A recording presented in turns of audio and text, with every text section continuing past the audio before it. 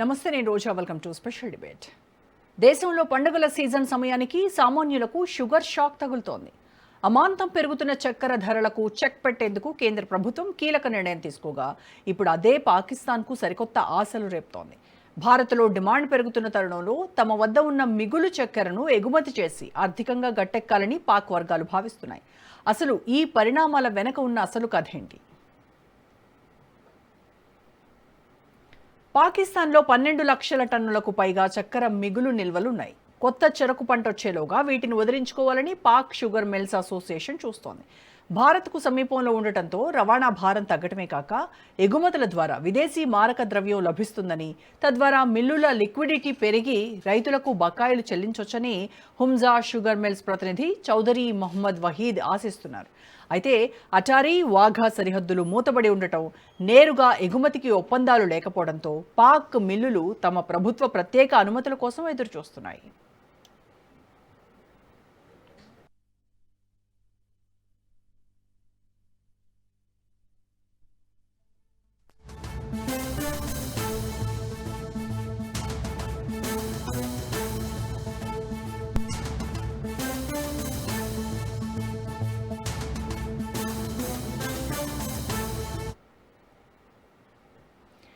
పెట్రోల్లో 20% ethanol కలపాలని లక్ష్యంగా పెట్టుకున్నప్పటికీ కేవలం ఆ కారణంగానే ధరలు పెరిగాయన్న వాదనను కేంద్రం తోసిపుచ్చింది. వాతావరణ ప్రభావం వల్ల దిగుబడి కాస్త తగ్గినా పండుగల డిమాండ్కు సరిపడా నిల్వలు దేశంలో పుష్కలంగా ఉన్నాయని ప్రభుత్వం భరోసా ఇస్తోంది.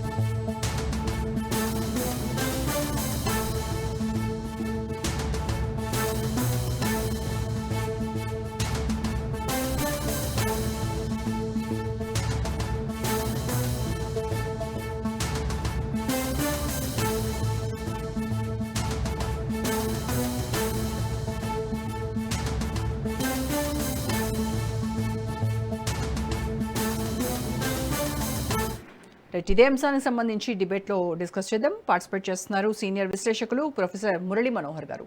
నమస్కారం అండి మురళీ మనోహర్ గారు. నమస్తే అండి. మురళీ మనోహర్ గారు, పాకిస్తాన్ దగ్గర 12 లక్షల టన్నుల చక్కెర మిగిలిపోయి ఉంది, కానీ సరిహద్దుల్లో ఇన్ని గొడవలు ఉన్నాయి. ఇటువంటి నేపథ్యంలో కేవలం తక్కువ ధరకు వస్తుందని చెప్పేసి పాకిస్తాన్ ఏమో మా చక్కెర కొనండి అంటున్నటువంటి నేపథ్యంలో మనము పాక్ నుంచి చక్కెర కొంటామా? అది అంటే కరెక్ట్ డెసిషనేనా? అసలు అంత టెన్షన్స్ మధ్య మనం అక్కడ నుంచి చక్కెర కొనడం అనేది సాధ్యమయ్యే పనేనా? అంటే ఒకటేమో అవసరాలు ఇద్దరివి అలాగే ఉన్నాయి. మనకేమో అవసరం కొనాల్సిన అవసరం ఉంది, అమ్మాల్సిన అవసరము పాకిస్తాన్కి ఉంది. ఇదేమో ఏమంటాము రియాలిటీ అలా ఉంచేసి సాధ్య అసాధ్యాలు అనేవి మాత్రమే ఇప్పుడు చూడాల్సినటువంటి అంశం. సో మామూలుగా మనకు కూడా చాలా సీరియస్ ఇది ఉంది కనుక నిల్వలు లేవు అనేది కాదు. అసలు మన ప్రొడక్షన్ 28 మిలియన్ టన్స్ ను దాటిందంటే మనం ఎవరితో కూడా మామూలుగా 28.5 మిలియన్ టన్స్ దాటిందంటే మనం ఎవరిని అడగం, మన సరుకు మనకే సరిపోతుంది. ఇప్పుడు ఎంత ఉంది అంటే 28 మిలియన్ ఉంది, 28.5 మిలియన్ దాటలేదు అంతే. సో గ్యాప్ ఎక్కువగా లేదు, ఆందోళన చెందాల్సిన అవసరం లేదు. మాక్సిమం 1-2 మంత్స్ మేనేజ్ చేస్తే మళ్ళీ ప్రొడక్షన్ వస్తుంది. సో మన యొక్క నీడ్ ఏదైతే ఉందో డెడ్లీ నీడ్ కాదు, అది లేకపోతే చస్తామన్నంత పరిస్థితి మనకు లేదు. కాకపోతే షుగర్ నిల్వలు లేకుండా పోతాయి అనేది మాత్రమే ఉంటుంది. సప్లై చైన్ కొంత తగ్గితే ఇప్పటికే హోర్డింగ్ చేసే వాళ్ళు చేస్తూ ఉన్నారు, ధర పెరిగితే అమ్ముకోవచ్చు అనేది ఎక్కువైపోయింది. కనుక హోర్డింగ్స్ కాకుండా చేయాలి అంటే కొంత దిగుమతి చేసుకోవాలి. 10 years అయిపోయింది మనం దిగుమతి చేసుకోక. ఆ మధ్యలో ఒకసారి మనకు ఎక్స్ట్రా లేకపోయినా ఏమంటారు ఎక్స్పోర్ట్ కూడా అనుమతి ఇచ్చాం. మన రైతులకు లాభం అవుతుంది, లేకపోతే మిల్లర్స్ ఇక్కడ వీళ్ళకు కూడా వ్యాపారస్తులకు కూడా లాభం అవుతుంది అనే పద్ధతిలో కొంత ఎక్స్పోర్ట్ కూడా చేశాం. అయితే ఇంపోర్ట్ అనేది 10 ఇయర్స్ నుంచి మనం ఎప్పుడు కూడా చేసుకునే అవసరం రాలేదు. కనుక ఇప్పటికిప్పుడు మన యొక్క రిక్వైర్మెంట్ ఏదంటే బ్యాడ్ రిక్వైర్మెంట్ లేకపోతే ఆకలి చావులు సంభవిస్తాయి అన్నంత పరిస్థితి లేదు. ధరలు పెరగడము, ధరలను నియంత్రించే అటువంటి అవసరాలు ఉన్నాయి. దానికోసం ఆ, మనం ఇవంతా కూడా ఒక ప్రయత్నం, ఇంపోర్ట్ ప్రయత్నం మనం చేస్తున్నాము. అంతే తప్పితే పాకిస్తాన్ విషయంలో మనం తీసుకున్నాం అనుకోండి, చాలా తక్కువకు వస్తుంది మనకు. ఎందుకు అంటే మనకు బాగా ఇది ఓపెన్ చేసామంటే డైరెక్ట్ గా గ్రౌండ్ లో వస్తుంది. మనం ఎక్కడి నుంచి షిప్ లో దీంట్లో తెచ్చేంత అవసరం ఉండదు. ఎక్స్పోర్ట్ మనకు ట్రాన్స్పోర్ట్ ఇది కూడా తగ్గిపోతా ఉంది. అలాగే పాకిస్తాన్ కు చాలా బ్యాడ్లీ నీడ్ ఉంది, అమ్ముకోవాల్సిన అవసరం ఉంది. వాళ్ళ మిల్లర్స్ కూడా చాలా ఉపయోగం ఉంటుంది వాళ్ళకు. ముఖ్యంగా ఫారెన్ ఎక్స్చేంజ్ వాళ్ళకు లేదు. ఇప్పుడు మనకు అమ్ముకుంటే వాళ్ళకు ఆ డబ్బు కూడా వస్తుంది. ఇవన్నీ వాళ్ళ యొక్క అవసరాలు చాలా తీవ్రంగా ఉన్నాయి. కనుక హ్యుమానిటేరియన్ గ్రౌండ్ లో మనము వాళ్ళు ఇవ్వడము, మనం పుచ్చుకోవడం అన్నది సీరియస్ మ్యాటర్ కాదు. టెక్నికల్ గా మీరు అన్నట్టుగా ఏమంటారు సెక్యూరిటీ ఇష్యూస్ వీటిల్లో ఏమొస్తుంది అనేది మనం అంచనా వేయలేం. కనుక నేను అనుకుంటా ఇండియన్ గవర్నమెంట్ తొందరపడడం లేదమ్మా ఈ విషయంలో. సార్, అంటే నేరుగా కాకుండా ఒకవేళ పాక్ వేరే దేశానికి ఎక్స్పోర్ట్ చేసి అక్కడి నుంచి మనము కనుక దాన్ని ఇంపోర్ట్ చేసుకుంటే అది ఏమన్నా మన దౌత్య విధానానికి కానీ మన ఇమేజ్ కానీ ఏమన్నా మార్క్ పడేటువంటి అవకాశం ఉంటుందా? నేను అనుకుంటున్నా ఇది ఇమేజ్ ఇష్యూ పెద్ద దీంట్లో ఏం లేదమ్మా. పాకిస్తాన్ ఇవ్వడం, మనం పుచ్చుకోవడంలో పెద్దగా ఇమేజ్ ఇష్యూ ఏం లేదు. కాకపోతే ఈ మధ్యలో జరిగిన డెవలప్మెంట్స్, ముఖ్యంగా ఆపరేషన్ సింధూర్ తర్వాత అలకలు ఇవి ఉన్నాయి కనుక మాట లేదు, ఇది లేదు. తర్వాత వాళ్ళ అంబాసిడర్, వీళ్ళ అంబాసిడర్, వాళ్ళ కార్యాలయం దగ్గర కొద్దిగా ఇదంతా జరుగుతుంది, డిస్టర్బెన్స్ అనేది జరుగుతూ ఉంది. అంతే తప్పితే ఇది పెద్దగా నేను అనుకుంటాను ఆ ఇష్యూ ఏమీ లేదు. ప్రిస్టేజ్కి వెళ్ళాల్సినంత ఇదేమో క్రికెట్ మ్యాచ్ కాదు, వాళ్ళు వచ్చి ఇక్కడ ఆడతారు, మనం పోయి అక్కడ ఆడతాం అనేటువంటి పబ్లిక్ ఇమేజ్ కూడా పెద్దగా ఇదేమీ లేదు.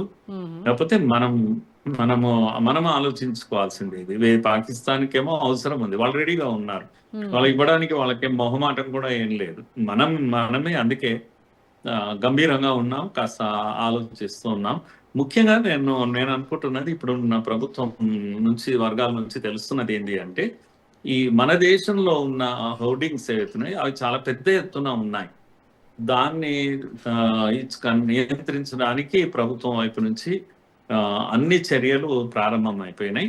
ఒకవేళ హోర్డింగ్స్ ఎక్కడెక్కడ ఉన్నాయో అవి కనుక నిల్వలు బయటికి వస్తే నేను అనుకుంటే ఈ అవసరం కూడా లేకపోవచ్చు. 1.5 months 2 months మనం మేనేజ్ చేయాల్సినటువంటి అవసరం ఉంది.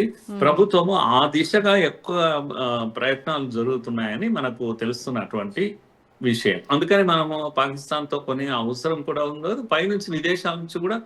అయితే ఇప్పుడు మనం విదేశాల నుంచి దిగుమతి ఏం చేసుకోవడం లేదు. దిగుమతి చేసుకుంటే సుంకాలు ఉండవు, అంతే. దిగుమతి చేసుకునే ఎవరైనా వ్యాపారస్తుడు విదేశాల నుంచి దిగుమతి చేసుకుంటే ఆయనకు లాభం ఏంటి? సుంకం ఉండదు కనుక ఈజీగా దిగుమతి. ఇప్పుడు రేట్లు కూడా పెరుగుతున్న సమయంలో అమ్ముకోవచ్చు. వ్యాపారస్తుడికి లాభం కలిగించాలి, అంతేగాని ఈ వార్ ఫుట్ ను వెళ్ళేసి ఇప్పుడు ప్రభుత్వమే దిగుమతి చేసుకొని వస్తుందా అంటే అటువంటిది ఏమి లేదు. కనుక ఓన్లీ డిజిఎఫ్టి అంటాం కదా, directorate general of foreign trade వాళ్ళు చేసిన అనౌన్స్మెంట్ అది. ఇది ఈ సుంకాలు ఉండవు. 10 లక్షల మెట్రిక్ టన్నుల వరకు ముడి చక్కెర మనం దిగుమతి చేసుకుంటే సుంకం ఉండదు అనేది ఒక కన్సెషన్ ఇచ్చారు. దానివల్ల ఎంకరేజ్ చేసినట్టు ఏంటంటే దిగుమతిని మనము ఎంకరేజ్ చేసినట్టు కానీ, అంతేగాని వార్ ఫుట్ లో వెళ్ళి ప్రమాదం ఏదో ఉంది అని దిగుమతి చేసుకోవడం లేదు ఇప్పుడున్న పరిస్థితిని మనం చూస్తే కనుక. అంటే పాక్ మిల్లర్లు వెళ్ళి వాళ్ళ ప్రభుత్వాన్ని బతిలాడుకుంటున్నారు, మాకు అనుమతి ఇవ్వండి, మేము భారతదేశానికి అమ్ముకుంటాము అని చెప్తా ఉన్నారు. అంటే ఇది వాళ్ళ ఆర్థిక తిప్పలకి సంబంధించినటువంటి విషయము, అంతేగాని మన మీద ఏదో మన అవసరార్థం, ఇక్కడ మనకు కూడా నీడ్ ఉంది కాబట్టి వాళ్ళు ఏదో మనకు సాయం చేసేటువంటి ఉద్దేశంగా అయితే దీన్ని చూసే పని లేదా? అస్సలు కాదు. మన దగ్గర ధరలు 13% పెరిగాయి అవును. లాస్ట్ ఇయర్‌కి ఇప్పటికి చూస్తే.